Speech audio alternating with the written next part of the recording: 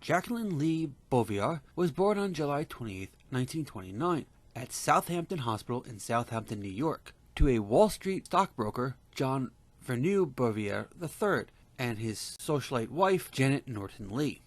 Jacqueline spent her early childhood years in Manhattan, New York, and at La Sata, the family country estate in East Hampton, Long Island. Her parents separated in 1936 and divorced 4 years later.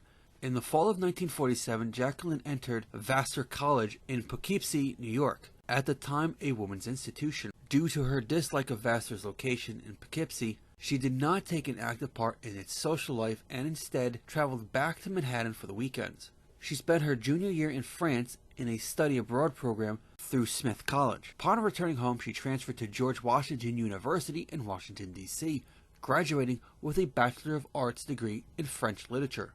Jackie and U.S. Representative John F. Kennedy were formally introduced by a mutual friend at a dinner party in May of 1952. The relationship grew more serious, and John F. Kennedy proposed to her after the November election. Jackie took some time to accept, because she had been assigned to cover the coronation of Queen Elizabeth II in London, England, for the Washington Times-Herald. After a month in Europe, she returned to the United States and accepted John's marriage proposal. They married on September 12, 1953 at St. Mary's Church in Newport, Rhode Island.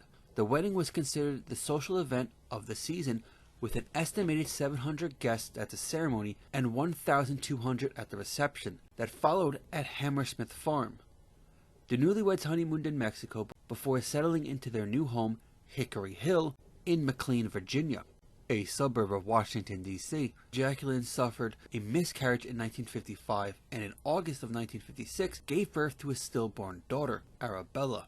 They sold their Hickory Hill estate to John's brother Robert and bought a townhouse on North Street in the Georgetown neighborhood in northwest Washington, D.C. Jackie gave birth to a daughter, Caroline, on November 27, 1957. On January 3, 1960, Senator John F. Kennedy announced his candidacy for the presidency and launched his campaign nationwide. Shortly after the campaign ended, she became pregnant. Due to her previous high-risk pregnancies, she decided to stay home in Georgetown. John F. Kennedy was sworn in as president on January 20, 1961. She was the first presidential wife to hire a press secretary and carefully managed her contact with the media. Although she stated that her priority as a First Lady was to take care of the President and their children, she also dedicated her time to the promotion of American arts and preservation of its history. Jackie was dismayed to find that the White House rooms were furnished with undistinguished pieces that displayed little historical significance, and made it her first major project as First Lady to restore its historical character. She established a Fine Arts Committee to oversee and fund the restoration process. To solve the funding problem, a White House guidebook was published, sales of which were used for the restoration.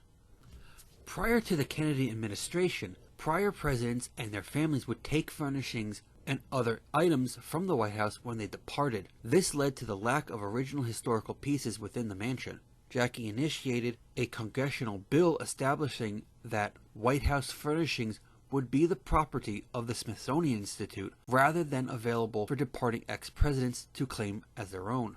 On February 14, 1962, Jacqueline Kennedy, accompanied by Charles Collingwood of CBS News, took American television viewers on a tour of the White House. The film was watched by 56 million television viewers in the United States and was later distributed to 106 countries. In early 1963, Jackie was again pregnant, which led her to curtail her official duties. On August 7th, 5 weeks ahead of her scheduled due date, she went into labor and gave birth to a boy via an emergency cesarean section at nearby Otis Air Force Base. The infant's lugs were not fully developed, and he was transferred from Cape Cod to Boston Children's Hospital, where he died 2 days after birth. On November 21st, 1963, the First Lady and the President embarked on a political trip to Texas. This was the first time that she had joined her husband on such a trip in the U.S. After a breakfast on November 22nd, they took a very short flight on Air Force One from Fort Worth's Culver Air Force Base to Dallas's Love Field, accompanied by Texas Governor John Connally and his wife Nellie. A 9.5-mile motorcade was to take them to the Trade Mart, where the president was scheduled to speak at a lunch. After the motorcade turned the corner onto Elm Street, the First Lady heard what she thought to be a motorcycle backfiring and did not realize that it was in fact a gunshot until she heard Governor Connolly scream. Within 8.4 seconds, 2 more shots had rung out, and one of the shots struck her husband in the head. After her husband was pronounced dead, Jackie refused to remove her bloodstained clothing. She continued to wear the bloodstained pink suit as she boarded Air Force One and stood next to Lyndon B. Johnson when he took the oath of office as president. Jackie took an active role in planning her husband's state funeral, modeling it after Abraham Lincoln's service. The funeral service was held at the Cathedral of St. Matthew the Apostle in Washington, D.C., with the burial taking place at nearby Arlington National Cemetery. Jackie led the procession on foot and lit the eternal flame at the gravesite. A week after the assassination, new President Lyndon B. Johnson issued an executive order that established the Warren Commission. Privately, Jackie cared little about the investigation, stating that even if they had the right suspect, it would not bring her husband back. Following the assassination, Jackie stepped back from official public view, apart from a brief appearance in Washington to honor the Secret Service agent Clint Hill, who had climbed aboard the limousine in Dallas to try to shield her and the president. In the following years, Jackie attended selected memorial dedications to her late husband. She also oversaw the establishment of the John F. Kennedy Presidential Library and Museum. She later attended the funeral service of Dr. Martin Luther King Jr. in Atlanta, Georgia in April of 1968, despite her initial reluctance due to the crowds and reminders of President Kennedy's death. On the 20th of October 1968, Jacqueline Kennedy married her longtime friend Aristotle Onassis. After marrying Onassis, she took the legal name Jacqueline Onassis.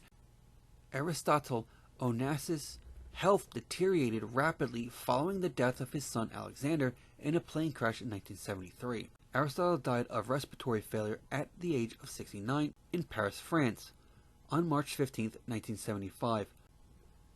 In the 1970s, she led a historic preservation campaign to save Grand Central Terminal from demolition and renovate the structure in Manhattan, New York. In November of 1993, Jackie Onassis was thrown from her horse while participating in a fox hunt in Middleburg, Virginia.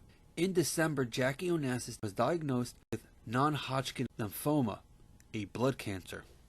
She began chemotherapy in January of 1994 and publicly announced the diagnosis, stating that the initial prognosis was good. By March, the cancer had spread to her spinal cord and brain, and by May to her liver, and was deemed terminal. At 10:15 p.m., she died in her sleep in her Manhattan apartment at age 64. In the morning, her son John F. Kennedy Jr. announced his mother's death to the press. She was interred at Arlington National Cemetery in Arlington, Virginia, alongside President Kennedy, their son Patrick, and their stillborn daughter Arabella. President Bill Clinton delivered a eulogy at her graveside service.